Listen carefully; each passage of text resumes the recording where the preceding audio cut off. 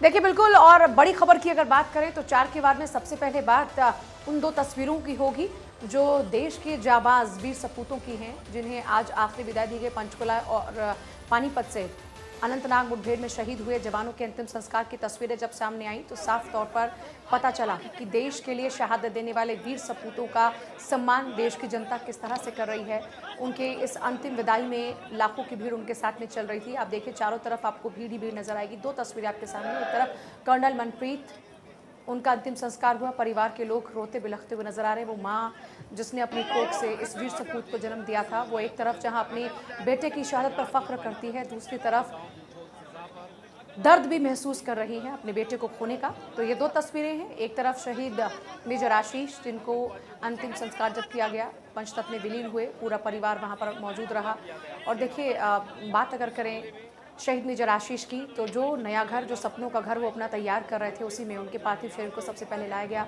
जानकारी ये है कि जब इस बार छुट्टियों पर आना था तो इस घर का गृह प्रवेश होना था।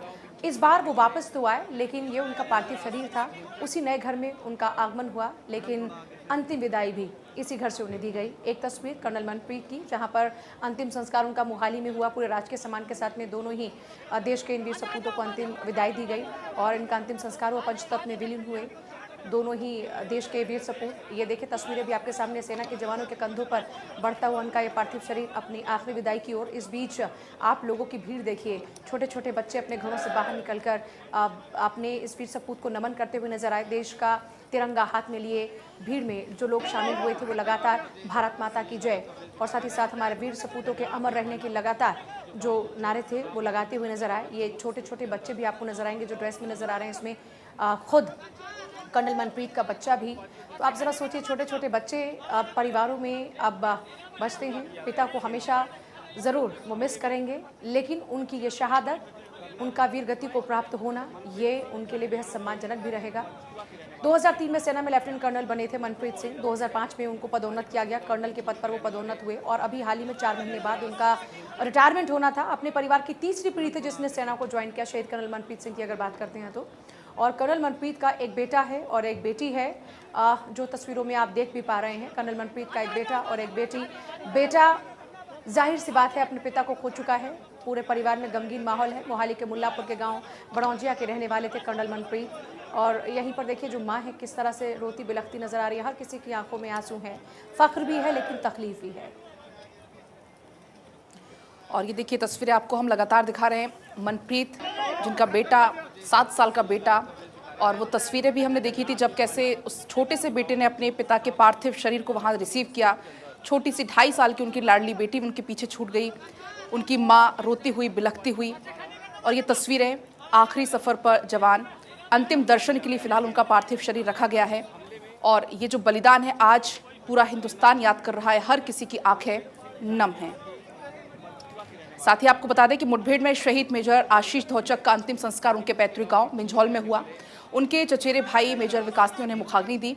इससे पहले सिख रेजिमेंट के जवानों ने उन्हें गन सैल्यूट भी दिया। वो तस्वीरें भी आप यहां पर देख सकते हैं। शहीद मेजर की अंतिम यात्रा पानीपत टीडीआई सिटी से 14 किलोमीटर दूर उनके गांव मिंझौल पहुंची। यात्रा के साथ 1 किलोमीटर लंबे काफिले में करीब 10,000 लोग यहां पर शामिल थे। सड़क के दोनों तरफ खड़े हुए लोगों ने आशीष के पार्थिव देह पर फूल बरसाकर उन्हें विदा किया। शहीद मेजर आशीष के पार्थिव शरीर को पानीपत के टीडीआई सिटी स्थित उनके मकान में लाया गया, जिसे 2 साल से आशीष बनवा रहे थे। 23 अक्टूबर को उनका जन्मदिन आता है और उस मौके पर गृह प्रवेश उन्हें कराना था और आज उसी मकान में उनके पार्थिव शरीर को लाया गया। आशीष के पिता लालचंद एनएफएल से रिटायरमेंट के बाद वो सेक्टर 7 में किराए के मकान में रहते थे और काफ़ी सपने देखे थे आशीष ने इस नए घर को लेकर, और वो पिछले 2 सालों से उस नए घर को बना रहे थे। 9 साल पहले जिनसे शहीद मेजर आशीष की शादी हुई थी, हाल ही में अपने वो साले की शादी में शामिल होने के लिए घर भी आए थे और अब इंतज़ार उनके घरवाले कर रहे थे, उनकी पत्नी कर रही थी, उनकी 3 बहनों में इकलौते भाई थे आशीष, वो इंतज़ार कर रही थी कि 1.5 महीने के बाद उनका भाई घर आने वाला है। लेकिन सूचना आई तो सिर्फ और सिर्फ उनकी शहादत की। और अब ये 6 तस्वीरें आपकी टीवी स्क्रीन पर आप देख सकते हैं। जब उनका पार्थिव देह उनके घर पहुंचा, भारी संख्या में जो आसपास के लोग हैं वो यहाँ पर पहुंचे हुए थे। उनके घर वालों को, उनके जो पिता जो कि बेसुध पड़े हैं, उनकी माँ, हालांकि ऊपर से तो उनकी माँ ज़रूर कह रही हैं कि आज मैं रोऊंगी नहीं, आज मेरा बेटा शहीद हुआ है, मैंने अपना बेटा देश को समर्पित कर दिया था, लेकिन अंदर से वो माँ ज़रूर आज टूटी होगी। आखिरी दर्शन के लिए आप देख सकते हैं कैसे यहाँ पर जो आसपास के लोग हैं वो मौजूद हैं, परिवार को सांत्वना देते हुए। परिजनों का भी रो रो कर बुरा हाल है। अंतिम यात्रा में आप देखिए करीब 10,000 की संख्या में जो आसपास के लोग हैं वो आशीष को सलाम करने के लिए यहाँ पर पहुंचे हुए थे। देखिए, शहीद डीएसपी हुमायूं भट्ट के बारे में भी आपको बताते हैं। शहीद डीएसपी हुमायूं भट्ट पुलवामा ज़िले के रहने वाले थे। शहीद डीएसपी हुमायूं भट्ट, आपको बता दें कि भट्ट का परिवार बड़गाम के हुमहामा इलाके में रह रहा था। 2 साल पहले ही हुमायूं की शादी भी हुई थी। 2 साल की बेटी को छोड़कर हुमायूं चले गए। 3 साल से जम्मू कश्मीर पुलिस में बतौर डीएसपी कार्यरत थे।